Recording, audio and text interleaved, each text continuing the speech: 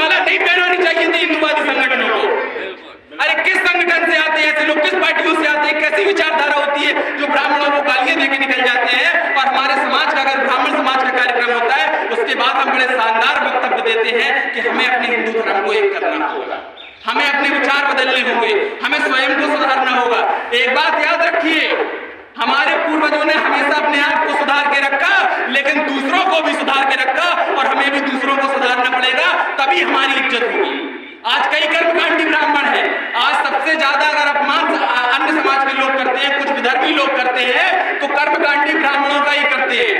जो धोती पहन के चलता होगा, जो कुर्ता पहन के चलता होगा, जो तिलक लगाता होगा, जो शिखा रखता होगा, कितना अपमान नहीं हुआ। आप में से, हम में से कितने लोग होंगे जो विरोध करते होंगे, कितने लोग होंगे जो विरोध करते होंगे। केवल मौन रहकर, सब कुछ मूक दर्शक देखकर ऐसे देखते रहना, ये सबसे बड़ी कायरता हमारे समाज की है। धर्म एक करना, धर्म एक करना, जिस दिन हम अपना समाज एक करेंगे, धर्म स्वतः एक हो जाएगा।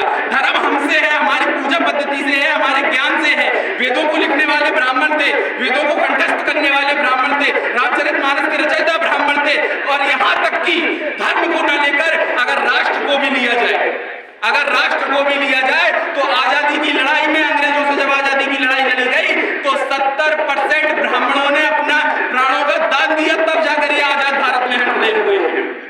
इस आजाद भारत की इकलौती नारी बुंदेलखंड की महारानी लक्ष्मीबाई एक ब्राह्मण समाज से आती है। 44 में से 44 युद्ध जीतने वाला व्यक्ति, जिसने मुगलों को अपने आसपास नहीं भटकने दिया, बाजीराव पेशवा ब्राह्मण समाज से आते हैं। सुभाष चंद्र बोस जैसा रणनीतिकार व्यक्ति ब्राह्मण समाज से आता है। ऐसे ना जाने चंद्रशेखर आजाद तिवारी जैसे लोग ब्राह्मण समाज से आते हैं। पंडित राम प्रसाद बिस्मिल जैसे लोग ब्राह्मण समाज से आते हैं। लेकिन आजादी के बाद कितने ब्राह्मणों को सम्मान दिया गया? जो 5-5 किलो चावल पर अपना धर्म बदल देते हैं, वो ब्राह्मणों को पाखंडी और ब्राह्मणों को ढोंगी बताते हैं।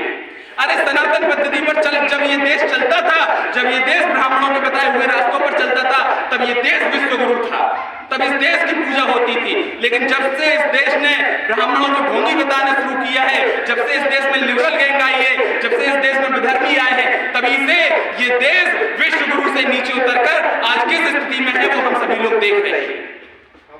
अगर समाज में कुछ बदलाव का कारण हो सकता है, तो वो बदलाव का कारण केवल एक हो सकता है, अगर हमें अपने सामने कोई दिखता है, द्वैत तिवारी, पांडे, मिश्रा, चतुर्वेदी, कोई भी दिखता है, तो उसको हम अपना भाई मानकर चले। जिस तरीके से हो सके हम उसकी मदद करें, मदद न कर सके लेकिन अपना भाईचारा बनाए रखें, अपने अंदर उसके लिए प्रेम व्यवहार बनाए रखें।